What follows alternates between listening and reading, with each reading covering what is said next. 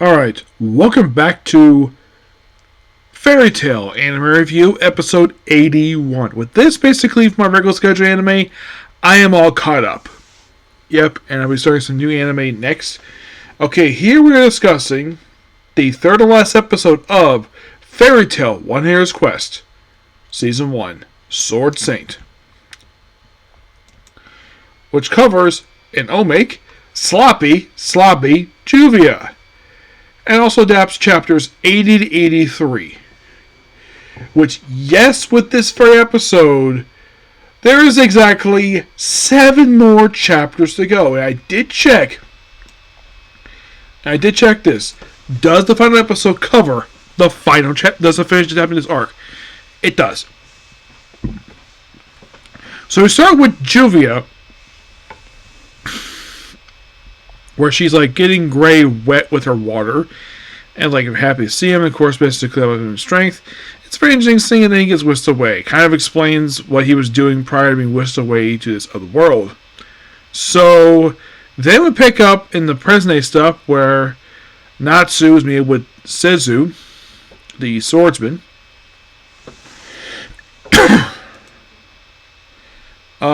Sekazu. Appearance-wise, maybe a lot like a male version of, like...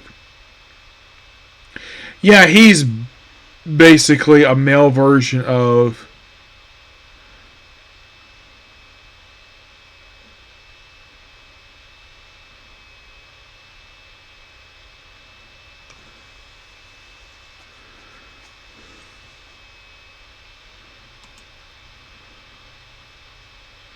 a male version of Urza, kind of in a way. So, after introducing, of course, he doesn't know his name yet. And later on, Lucy, Urza, Gray, Wendy, Caroline, Happy show up. And when he sees, they have their features, like, you're Fairy Tail, Anime of Diablos. And then he proceeds to slice down Urza and Natsu. Urza by breaking her sword. And that, but because they're all both have the Selene, but because they're enemies of Diablos, then of course the two priestesses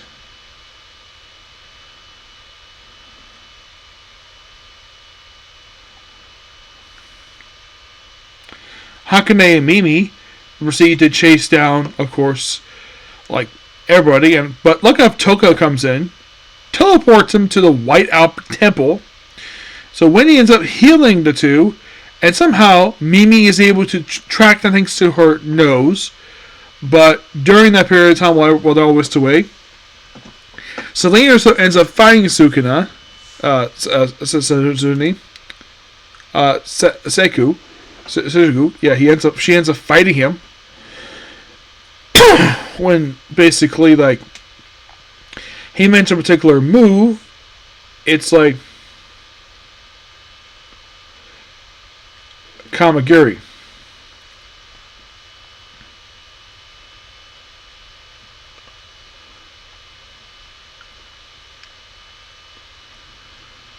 They used to play together.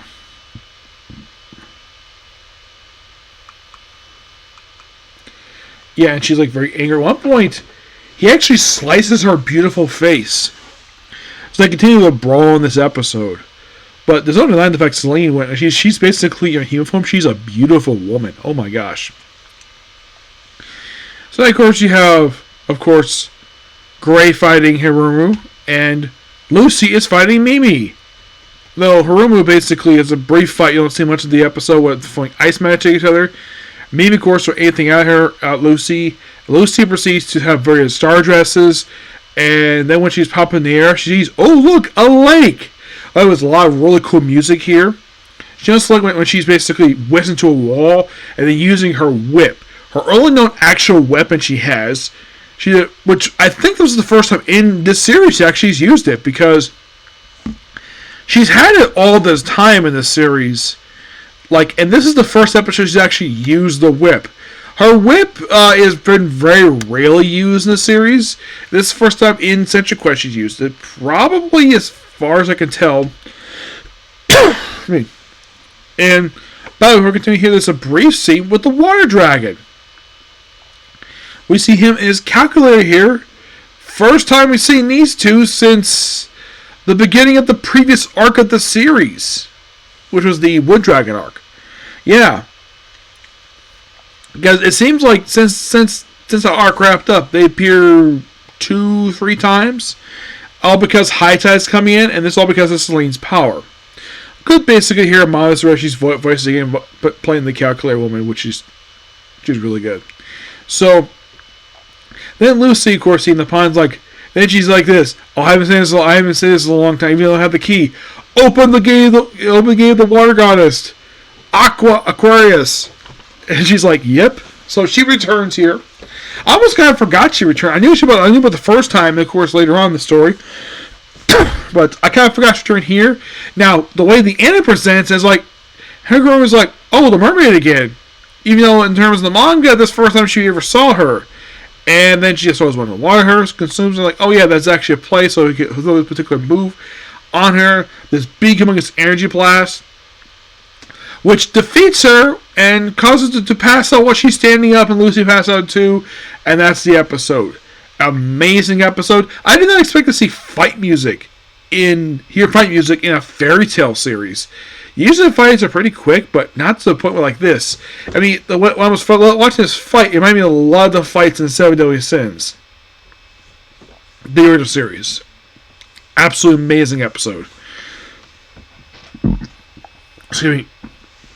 And we have only 2 more episodes to go, and then we're done with the season. Now, yes, the final episode itself was indeed delayed, but only by a week. And maybe that could have been the reason why. So, in the case of arcs themselves, like, how many more arcs have to go for Fairy Twin's Quest that's supposed to be adapted? I think it's just about 3 left. Yeah, it's roughly about 3 left. Yes. So, at this point, they have just under 100 chapters left to go. Yes.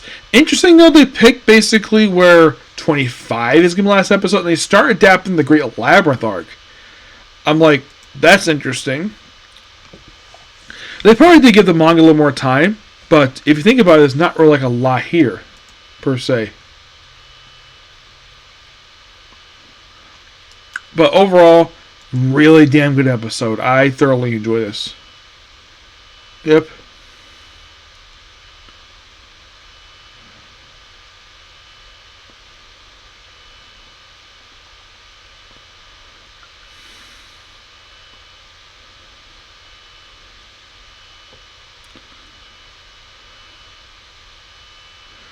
Yeah, so that's it pretty much a particular view. Please be sure to like, comment, subscribe, turn notifications, and do hit the dislike button.